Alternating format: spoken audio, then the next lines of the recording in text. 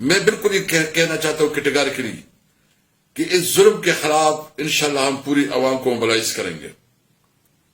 میں امین صاحب سے بھی ریکویسٹ کروں گا، آپ تو میٹنگ کر رہے ہیں، ان کے ساتھ ملاقاتیں آپ کی ہو رہی ہے، ہم نے بھی آپ کا سپورٹ کیا کہ چلو اپنی صوبے کے لیے کریں، لیکن آپ کے ساتھی کیا کر رہے ہیں؟ آپ کو تو ابھی تک ایک آفیسر بھی نہیں دے رہے ہیں. ابھی تک آپ کی جتنی ڈیمانڈز ہیں کوئی 1 روپیہ پیمنٹ آپ کو نہیں کر رہے ہیں. انہوں نے تو آپ کو ہر صورت میں ناکام بنانا ہے. میرا تو مشورہ ہے آپ سے، بلکہ مطالبہ بھی ہے کہ ان کے ساتھ انگیجمنٹ ختم کریں.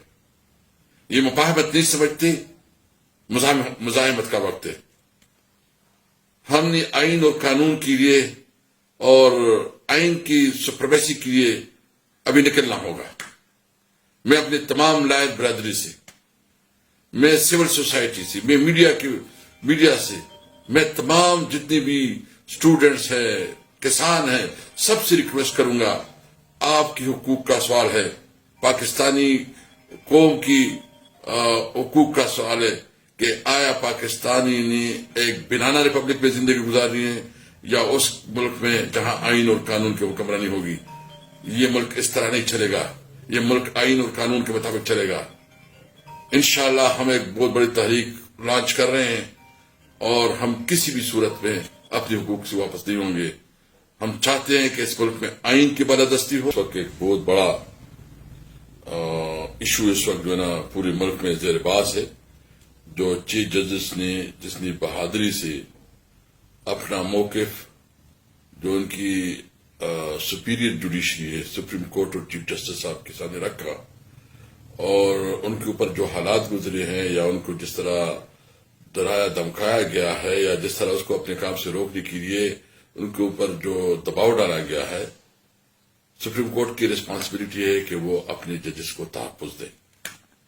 لیکن مجھے افسوس اس بات پہ ہے کہ جو اس کے ذمہ دار ہے، جس نے یہ سب کچھ کیا ہے، یعنی آج سے 13 مہینے پہلے کس کی حکومت تھی؟ کون اس ملک کا پرائم منسٹر تھا؟ اگر کوئی اس کے بعد کیئر ٹیکر بھی آیا تو وہ کس کے کہنے پہ اور کس کے مشاورت سے بنا تھا؟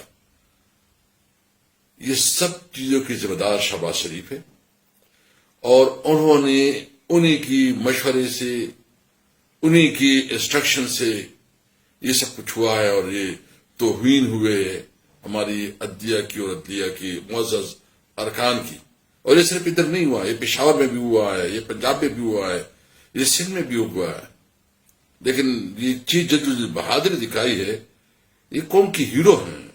میں کوئی صرف سیاست کی بات نہیں کرتا. اگر عدلیہ اور عدالت اور ججز جو ہے نا وہ انصاف نہیں دے سکتے تو وہ معاشرہ قائم نہیں رہ سکتا. اور پھر اس نے جس کے خلاف شکایت کی وہی انکوائری کمیشن بنا رہے ہیں.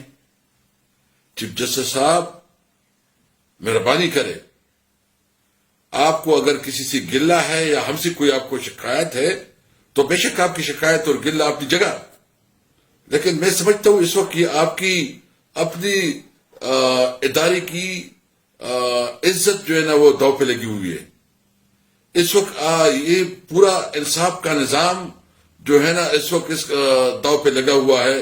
انصاف کا نظام اگر اس قسم کی دباؤ کے ساتھ چلے گا تو ملک میں تو کوئی نظام نہیں چلے گا. میرا مطالبہ یہ ہے، میں صرف پی ٹی آئی کے حوالے سے نہیں، میں شہری کی حیثیت سے، ایک عام سٹیزن کی حیثیت سے، ایک قومی اسمبلی کے ممبر کی حیثیت سے چیف جسٹس صاحب آپ سے مطالبہ کرتا ہوں کہ ایک فل کورٹ پروسیڈنگ کروائیں. ان کے لیے سینئر ترین ججز کی ایک کمیشن بنائیں اور ان کے تہ تک پہنچے. ذمہ داری یہ پرائم منسٹر ہے، ذمہ داری یہ حکومت ہے.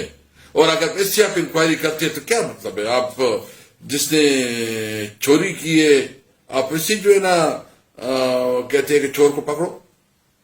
میرا مطالبہ یہ ہے کہ اس کے اوپر جو ہے نا ہائی جوڈیشل کمیشن بنا کے ان ججز کو انصاف دیا جائے، ان کو تحفظ دی جائے.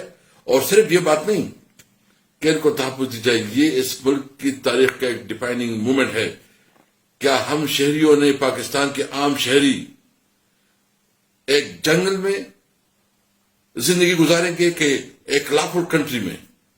کیا یہ بنانا ریپبلک ہے؟ کیا ہمارے کوئی حقوق نہیں ہے؟ کیا یہ آئین اور قانون برائے نام ہے؟